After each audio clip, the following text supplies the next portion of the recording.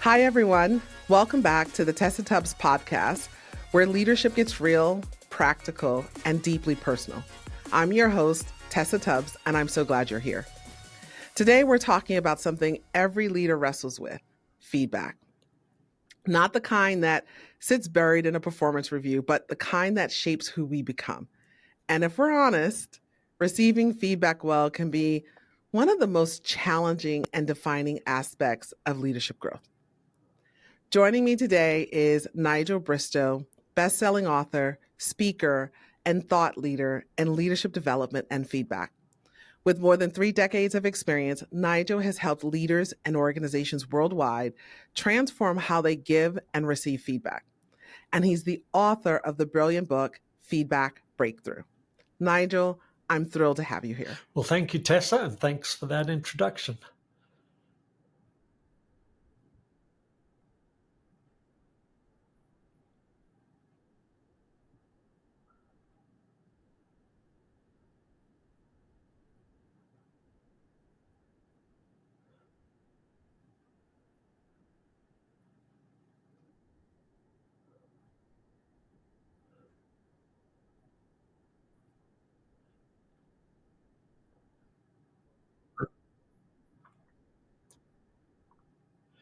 Well, I think the primary one is the notion that feedback has to be accurate to be helpful. And it's understandable that we get trapped in this one because it makes common sense. That if you're going to make a decision, it's better to have accurate data than inaccurate data. And of course, if we've been to high school or college classes, we know that accurate data should be sought out to make our decisions. And so it makes common sense, but there's also a scientific backing to the idea that data should be accurate. And that's why it's so hard to dispel this myth, because we're wedded to it. That makes a lot of sense. It's not just the common sense, but the social conditioning and the environments we grew up in that reinforces that myth, is what I'm hearing you say. Is that correct? Absolutely. So tell us a little bit about the other 2 myths as well. Okay. The other myths are that the more someone cares, the more helpful their feedback is going to be, because they're going to approach it with more tact and understanding and care for your feelings.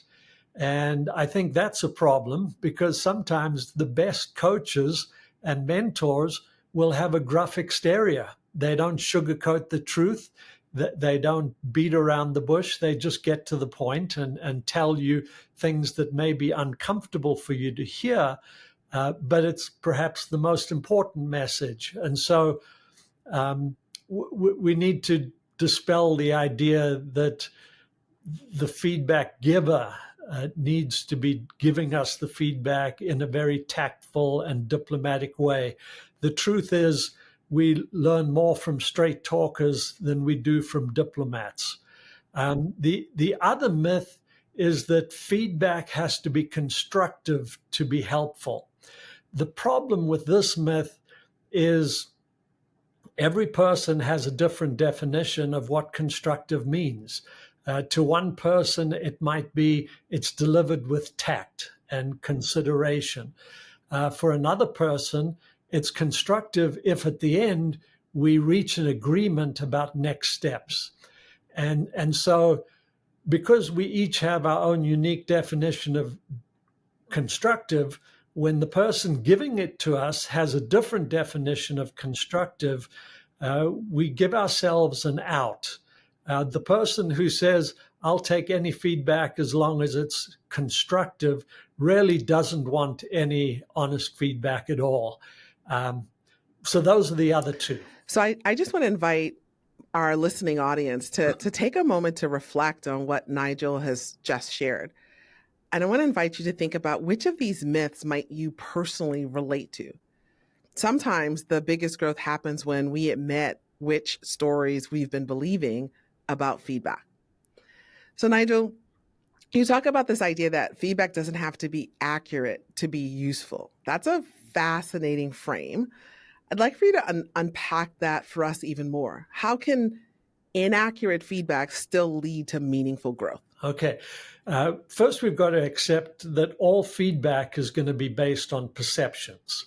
And we know from science and from common conversation that when you have witnesses to an accident, eyewitnesses, they're going to tell different stories. Some of the facts are going to be slightly different. Some of them are going to contradict each other.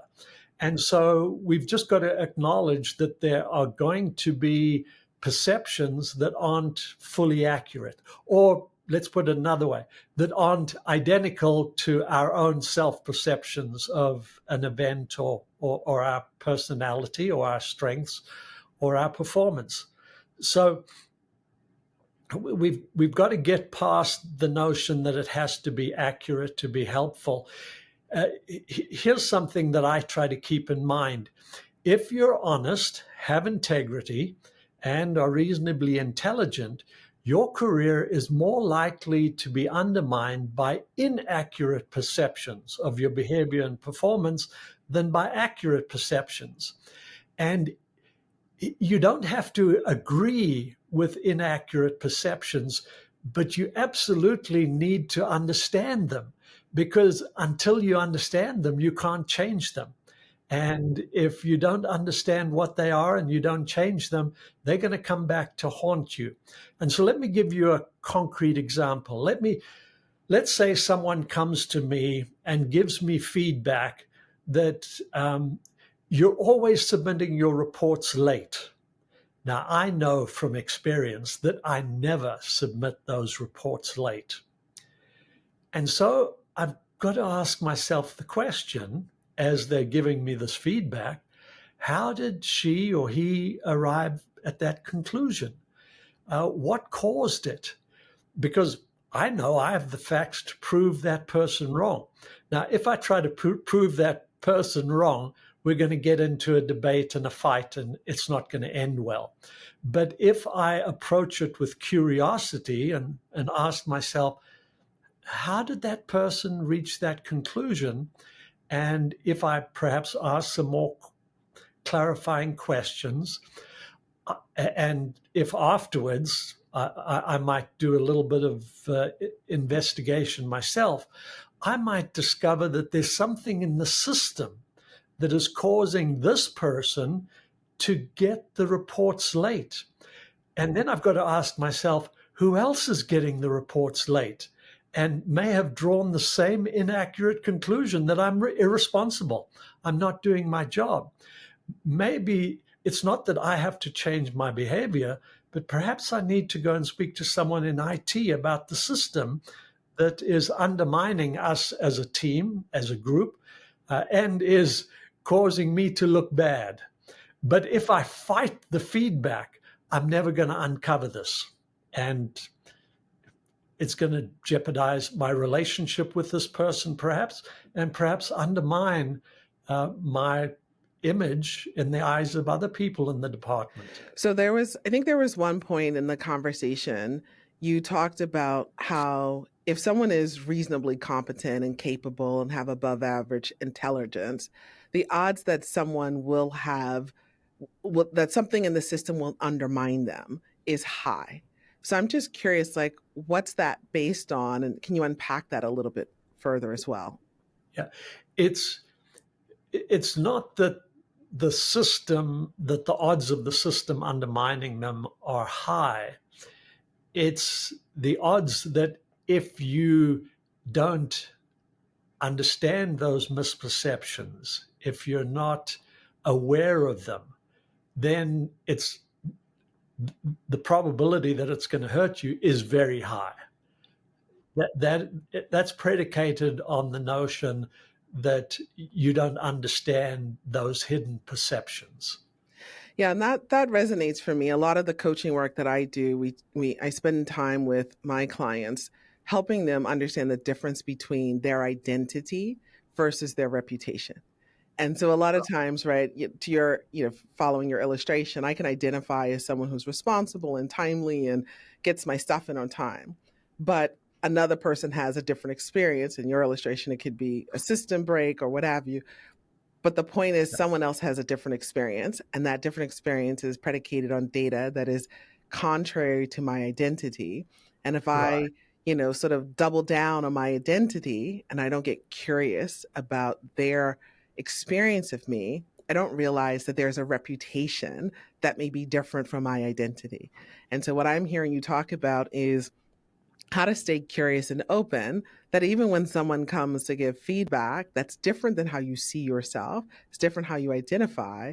If you move into a place of curiosity to understand, you might learn there's a reputation that is not what you want or something you want to influence. But until you understand that disconnect or where that information's coming from, you're sort of stuck at an impasse. So stay curious, stay open, spend less time around the accuracy as much as it's about trying to understand. Correct. Yes.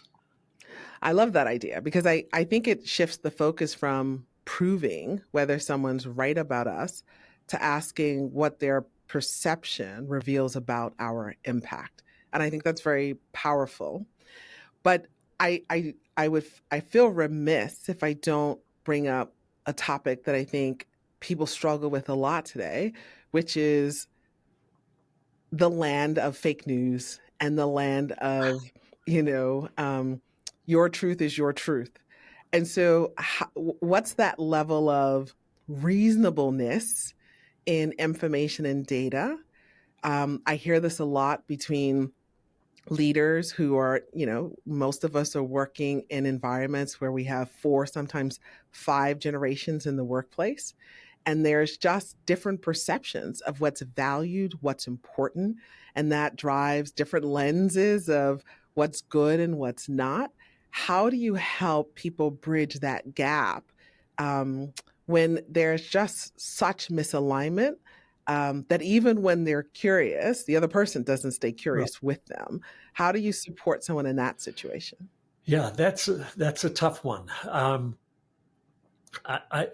I really think that if we compare it to what we may find on social media or out of politicians' mouths, we're in trouble, and that is because of motivations. So if someone shares something with me that's, in my view, inaccurate, one of the things it might cause me to do is question their integrity. Are they twisting the truth? Why are they twisting the truth? Are they out to get me?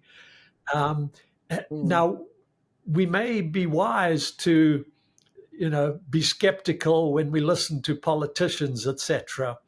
But if we're automatically skeptical when we listen to our colleagues, it's going to undermine us. It's going to cause us to mistrust them.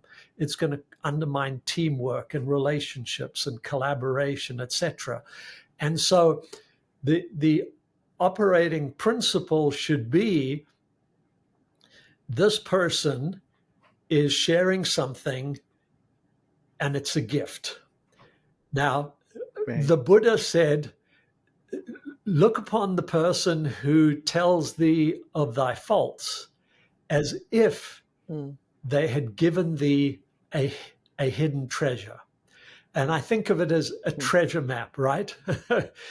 Not everyone's good at cartography. The map's not going to be perfectly to scale. They may leave out some of the details that we think are important. They may include details that we think are irrelevant. But if we think of it as a treasure map, and we don't judge them based on their map drawing skills, we just say, hey, there's a hidden treasure in here. How do I find that gift? So my operating assumption is, this person is sharing this with me because they think it'll help. They may not have the skills, they may not have all the facts straight, but if I treat it as a gift, if I look upon them as a gift giver, and don't judge them or apply the political skeptical lenses that I use out in the world, then it's going to be a whole different conversation. I take the burden upon myself to be curious, I don't put it on them to be curious. Now, sometimes in my curiosity, I will ask what I call questions of discovery or clarification questions. And sometimes those questions, as long as they're not aggressive questions, like, are you serious? That's a question, but it's an aggressive question. Or if I say, what do you mean I get defensive? That's again an aggressive question. But if I ask curious questions, help me understand what led you to this conclusion. Help me understand what specifically should I do differently in the future. And I put the question in the future rather than the past. That's more likely to trigger their curiosity and get them engaging with me than asking aggressive questions or trying to correct their perception. Yeah, I think that's really solid advice and counsel. And I can see how if we apply that the vast majority of the time, it will serve us well. The one thing that I do want to also leave room for, I'd love to get your perspective on for our listening audience is, well, what happens in that 20%? When you are in a pretty political environment, this is someone who is trying to undermine or take something that's yours, you've worked hard for. That does exist out there. So how do you find that? How do you sort of discern when that conversation or how do you navigate, how do you counsel people to navigate those situations and those dynamics? Because that political agenda lens doesn't just exist in the social media world. I know I hear this quite often with my coaches or coachees, especially when you're at the top of the pyramid and you're at the top of the pyramid, you're at the top of the organization. There are fewer roles, fewer opportunities, and more people who want your seat. How do you counsel navigating that this, what's intended in most cases of constructive feedback, but in this case, it's really about getting in your head, tripping you up, et cetera? That's a great question and valid because there is that 20%. Right. And so I want to share a quote from Benjamin Franklin, one of my favorite founding fathers. He said, "Love thy enemies, for they will tell you your faults." So the person doesn't have to be in your corner, and they may have an ulterior motive, and they may be out to get you. Until you understand where they're coming from, you're not going to be able to perhaps deflect it. So let's say someone is out to get me. They've done me a favor by sharing their perception, because then I've got to ask myself, whose ear does this person have? If they're sharing those perceptions, how could it hurt me? Are there some things that I need to do to protect myself? My definition of feedback is information about behavior and performance that we may use to help us achieve our goals. And I say may use. And it's information. It doesn't mean it's accurate. It doesn't mean it's good. It doesn't mean it's bad. It's just information that I use. And sometimes the information that I uncover by being curious is, this person is out to get me. Here's what they think about me. Here's the data they have about me. Then afterwards, I can go off on my own and say, okay, what damage control do I need to do? What do I need to do differently in the future so that this person doesn't become a threat to my career and my advancement? So yes, there's a small possibility they may be out to get you. There is still a treasure map in there, and you need to grasp it while you have them in front of you. That's excellent. And I love that distinction, right? That feedback, and I think this is something people do get confused with a lot, that feedback means I must change and incorporate. But feedback, like you said, is just information. I know even Yeah. as I like to incorporate assessment instruments, I like to incorporate 360 feedback mechanisms in my coaching session. But one of the questions I often ask or I raise with my coaches is, so what, who cares? Right? Like this is information. Now let's decide what we're going to do with this information. And in some Right. cases, it may mean a behavioral change. In other cases, it's intel, like you're saying. It may be a shift in networking and relationship engagement. But I love the notion of how do we stay curious and open to feedback when we treat it as data and just information. It's a lot easier to do that. Yep. Absolutely. Well, another myth you challenge is that feedback has to feel comfortable to be effective. In fact, you say discomfort can be a sign that growth is actually happening. And so this notion, how can leaders lean into that discomfort instead of shutting down? Yeah. It is going to make us uncomfortable. And I'll talk in terms of receiving feedback. Mm-hmm. Think about driving a car, right? When we first drive a car, we're somewhat uncomfortable. We're aware of the dangers, right? We're at an intersection, the traffic light turns green. If we go immediately, someone might be coming through the other side and they T-bone us. That could kill us, right? There's reason to feel discomfort when you get in a car. But what takes care of that discomfort? Well, one thing is practice, right? Repetition. But the other is we teach ourselves a few rules. And so, for example, with driving, I know the light has just turned green, but let me just quickly check my left and right to see that there isn't a car barreling down at 100 miles an hour that's 50 feet from the intersection that's likely to come through. So we take some steps. So here's some steps to make yourself more comfortable with receiving feedback. It's not going to eliminate the discomfort, but it'll take some out of it. First, stop waiting for feedback. Go and ask for it. That puts you in the driver's seat. And we always feel more comfortable when we're in the driver's seat than in the passenger seat because we have this notion that we're in control. Now, some of that may be an illusion. We don't control the other drivers on the road, but we always feel more comfortable when we're in the driver's seat. So start asking for it. Don't wait for it to come to you. You're in the driver's seat. Then how do you ask for feedback?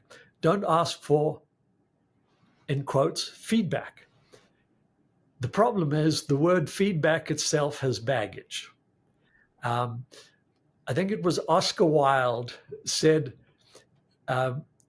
we all admire the person who comes to us for advice, right? They're smart to come to us for advice. So when we're asking for feedback, don't ask for feedback. Say, hey, I'd like your advice on something.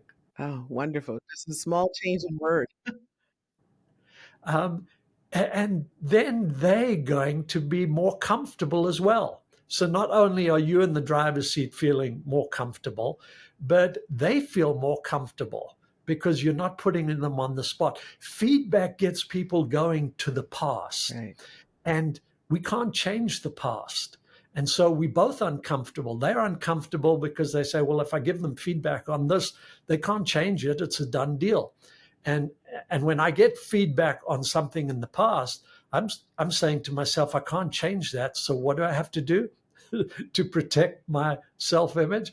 I've got to defend myself. Right. So ask for feedback, but use the words input or advice and focus it on the future. So instead of saying, so what did you think of my presentation this morning? Say, I'm going to be giving a similar presentation next week. I'd really like your input on what I can do to better engage the audience. That makes you more comfortable and it makes them more comfortable. I like that. That small change in one word completely alters the conversation. And I think invites a lean in and a perspective. Like you said, the word feedback does carry a lot of baggage. Right. As you talk about that, one thought that comes to mind, and I'm interested in what you have to share with our audience. what happens, or how do you coach people to manage expectations that if you open yourself up to advice and you stay curious about feedback, um, that people then assume, oh, I've given you this and you're going to apply it. You're going to do exactly what I've said. You're going to turn it into action. But we were talking a lot about feedback or advice. It's information, it's data, it's not the decision. So, how do you manage that stakeholder relationship that what they share with you, they may or may not see in the future, that you leave yourself some room to make a decision versus alienating? Because a lot of times people share and they expect you're going to do exactly what advice they've given you or what input they've given you. Right. And so one of the things I encourage people to do is after they've received the advice or input, or let's say they didn't initiate it and someone gave them feedback, there is sometimes the expectation that you're going to change, you're going to do something with it. And so if at the end of the conversation you cannot commit to that, then you say to them, look, what you've shared with me is really important. I am trying to learn and grow, and I need some time to think through this and what I'm going to do. I hope that's okay with you. And can we get back together tomorrow sometime? You're putting them on notice that you need to think about it. And then the next day, you go to them and you follow some specific steps. You say, yesterday you told me X, Y, and Z. And then you confirm. You say, did I understand you correctly? I want to make sure that I got what you said. If they confirm it, then you say, here's the process I've been going through. And by the way, I did get some input from other people so I could calibrate my thinking. And what I see in front of me is I've got two options based on your feedback. Here's option A and the pros and cons, and here's how I arrived at that. And here's option B and the pros and cons. And where I am right now, option B seems to fit my goals and where I'm going better than option A. And I know from your feedback yesterday that option A is probably what's in your head.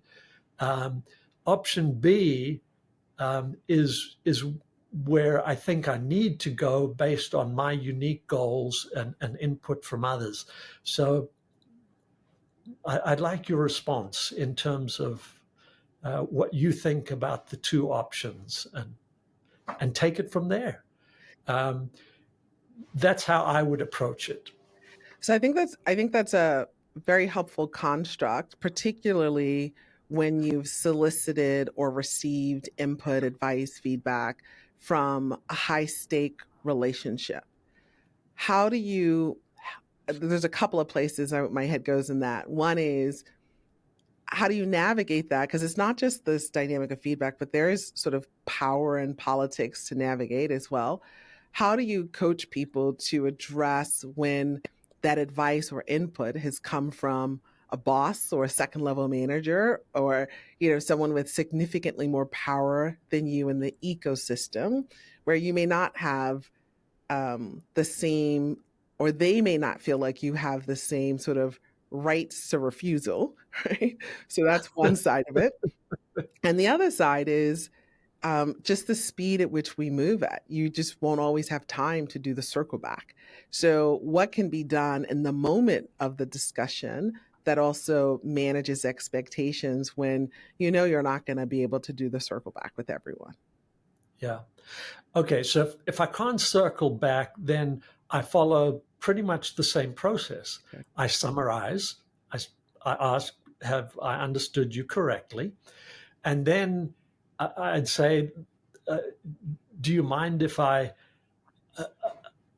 talk about the options that I see right now based on your feedback? And here's option A, and here are my concerns about it. Here's option B. Here's the pros and cons. And given my role in the organization, given my job description, given my goals for the year, I think option B would be a better option rather than option A. And before we end the conversation, I'd just like to get your perspective on those two options. Um, so a similar process, and then at the end, if they say, I'm not interested, just do it. Sometimes we just have to do it. Right, right. No, that's really good. I know even for me, I've, whether it's when I've been on the corporate side or sometimes even when I'm with clients and whether I'm soliciting guidance or advice or I get feedback, one of the tactics I often use is, first of all, I like to thank people for taking the time to share their perspective. I really appreciate that. The other thing I find has been helpful is I'll say, you know what, I want to think about that because there are a couple of other factors I need to take in consideration, but where I can incorporate your advice, I will. And Yes. that just gives me an out to say, all right, I've heard you. I like your suggestion of active listening and reflecting back to make sure I've heard what they're conveying. I do find that that works really well. But sometimes, sometimes I'm just talking to someone who wants to be heard and I value their perspective, but I also know I can't do a lot with what they're saying in mass. And so I don't want to diminish or create a situation where they're less willing to give advice in the future because they don't feel heard, right? Yeah. So that's one of my tactics is I do practice the active listening. I thank people for their feedback. And particularly if I get a contrarian viewpoint, I actually really emphasize gratitude. And I'll say, we live in a society where people like to hear hear happy, good things and hear things that confirm how they see the world. I really appreciate you bringing a different viewpoint to the table because I grow from that. And then I'll say, like I said, I'll look for if I can incorporate this with other things that I'm considering, I will, but I really appreciate you taking the time to share that. I find that goes a long way, but also, creates that space for that I need, that this is information versus this is turning into a decision. Right. So let me overlay something on what you said because I really like it and I wholeheartedly endorse it. I use the metaphor of a gift, and I don't use it lightly, and I don't use it to be cute. I use it because it's instructive. What's the first thing you say to someone when they bring you this box that's wrapped with a bow on it? You say thank you. Right. Guess what? Feedback, you do the same. Right. What do you then do? Your curiosity says, I wonder what's in the box. Of course. Well, curiosity kicks in with feedback as well. Right. You open it, you discover what's inside it. Once you know what's inside it, what do? You thank them again. And you tell them how you're going to use it, right? You hold up the sweater. Wow, I love it. Thanksgiving's, lunch is soon, and I plan to wear it at Thanksgiving. We say something similar with feedback, how we're going to use it. Now, sometimes we get a gift that we don't think we're going to use. But what do? We still thank the person.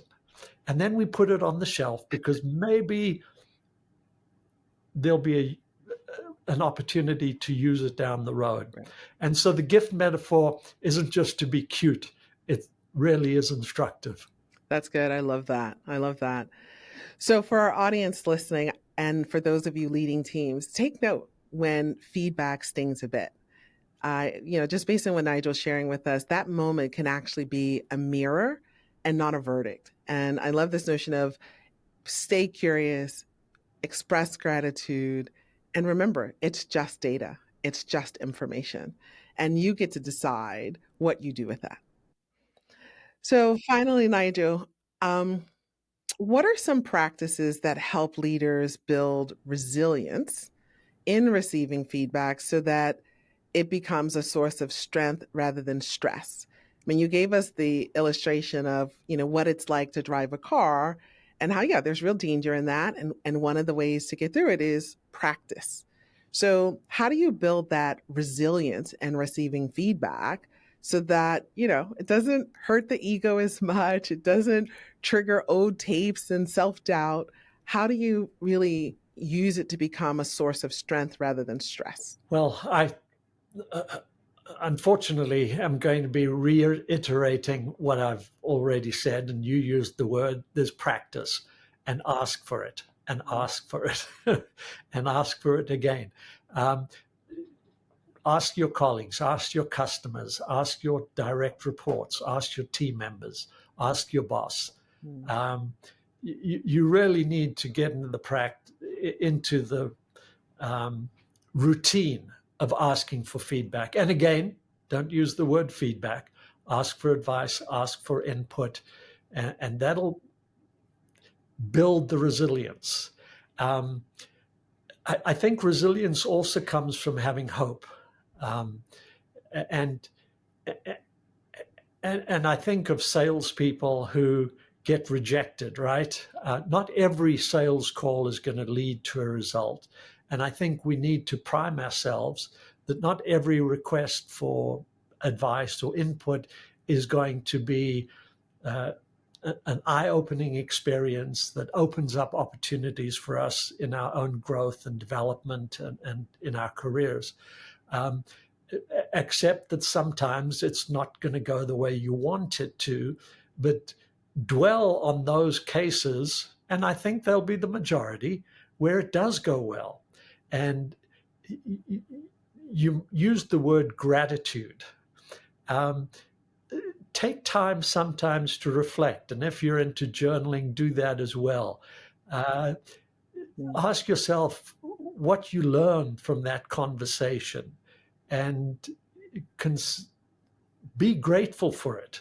Be grateful for the opportunities that it gives you. Be grateful for the pitfalls that it's alerted you to. Be grateful for the light that was shone on a blind spot that could have derailed you down the road had you not been aware of it. So count your blessings might be a way to do it. Resilience is born of hope. And I think the majority of these conversations, particularly when you initiate it, are going to give you some things that give you hope, some concrete suggestions and ideas that'll help you achieve your goals. Yeah, and I particularly love the emphasis around hope to continue to pursue and press forward. I think it is worth repeating, to remind people to seek feedback, to ask for feedback. Don't just wait to receive guidance or input or advice, but to pursue it. I do also want to call out, because I find the journey of building resilience looks really differently depending on, this is a bit of a stereotype, but the generation that I'm dealing with, right? So what does the journey of resilience look like for a boomer versus a Gen X versus a millennial versus a Gen Z? That looks really different. And so I think hope feels different. I can see each of those generations buying into the notion of pursuing and seeking feedback. But I'm curious, what tactics have you found is helpful? It's that internal conversation. That's what I find where people get tripped up, where I've never heard this before, and it just rocks how I see myself. And they're just sort of stuck in that. They're stuck in, it feels like a punch to the face, and I don't know what to do about it. Or it's triggering because it's, a lot of times in my coaching conversations, what starts is work feedback, probably month 6 or 7 starts to turn into, my wife has been saying this for 20 years, or my son has been saying this to me, or my husband has, and suddenly people are struggling with, there's this world that people experience about me that's so different, and it's a gut punch, and I just don't know how to process it. So even when it's just information, it's this journey of that internal conversation of, how do I keep getting back up? How do I push through the discomfort? How do I diminish the noise? Even though I want to be curious and I want to be hopeful, I just don't know how to do that. Right. And I think when someone else initiates the feedback conversation and starts giving you feedback, it can catch you by surprise, and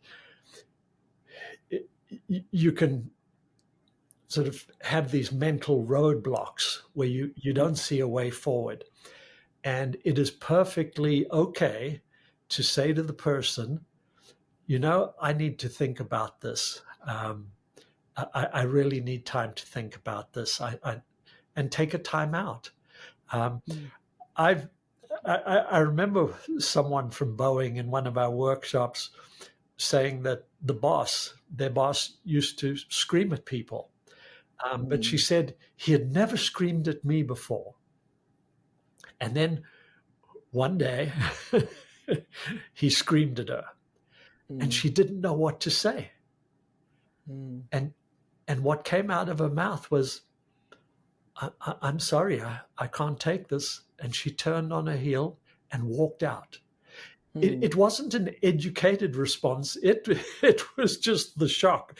And she said, I can't take this. I'm going to have to leave. And she left. And the next day, the boss came to her and apologized to her for screaming. So sometimes we do need to take a time out, and there are different ways to request the time out. And then we need time to process it when we're on our own, perhaps at home with a glass of wine in our hand. And then part of that processing is to examine the stories we tell ourselves. One of the things that hurts our resilience and our ability to process feedback is we tell ourselves the worst stories. We say, she's out to get me. He hates me. And maybe when we take a time out, we give ourselves the space where we feel safe, and we could say, what else could this mean? Right. Could it mean he had a rough night? His kids are acting up. Yep. And so he took it out on me. Could it mean that he's been bottling this up for a long time and he was stressed, and so he blurted it out without really thinking? So cut them some slack. They're not going to always do it right. Reframe or tell yourself different stories. Psychologically, this has been proven to be a game changer. When we examine the stories we tell ourselves and replace them with positive stories. So instead of he wants to put me down or he wants to embarrass me, we say she's giving me information that has the potential to help me. And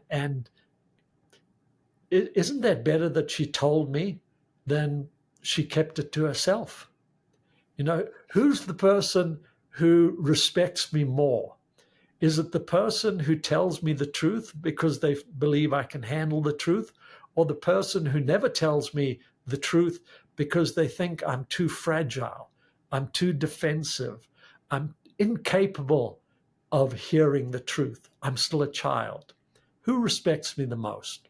So we need to reframe some things by examining our current stories and perhaps substituting some others. Yeah, and I think this is very helpful because we're all on the continuum of this. And I think in some cases, it's exactly what you've just described, where how do we reframe? How do we cut our feedback giver or advice giver some slack, particularly whether they come to us unsolicited or not. I think also, there are times, like you said, we need to pause and step back and step away from a conversation, particularly if it's inappropriate and unprofessional and how that advice or input is being given. Wow. Or it may be professional and it may be appropriate, but I'm just not in the right place. I just, came from the hospital or my mother's in the middle of chemo treatment and I just am not in the headspace to have this conversation, right? So I think it's really being able to take ownership of what you need at a point in time. I also would encourage, there's this balance between self-reflection and trying to process and sort through the information, and where we need help from others, right? So whether it's a trusted friend, a trusted coworker, it could be an HR person, it could be a coach, it could be a therapist. Sometimes we do need help from others to navigate feedback or inputs that we're getting. I also, I've seen this in my own career, and I counsel others as well, is also be careful of the one-off perspective, right? So you have one person that has a viewpoint. Yeah. That's not true of what most people have, right? And so it's being able to, you know, remove the outliers a bit, or note them, but make them outliers, right? And you may want to spend some time observing and assessing your situation, your circumstances before you make it into a bigger dot point or a data point than it needs to be. But I think what you're sharing with our readers is really powerful on this journey of, like you said, receiving feedback as a gift.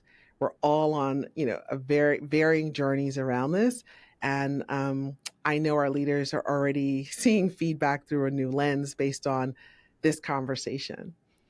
But before we wrap up, where can people learn more about you, your book, and your work? Okay. Well, I have a website, feedbackbreakthrough.com will take you to the website. The book, awesome. The Feedback Breakthrough, would also be a good place to start. And the book's available on Amazon. So thank you for asking the question, Tessa.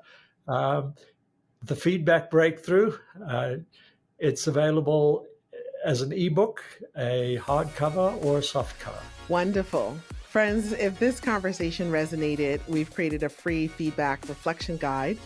It's linked in the show notes and at tessatubbs.com. And if you found this episode helpful, I'd love for you to follow me on LinkedIn, subscribe on YouTube, and share this episode with someone who's ready to lead with more humility and growth. Until next time, lead the change you envision.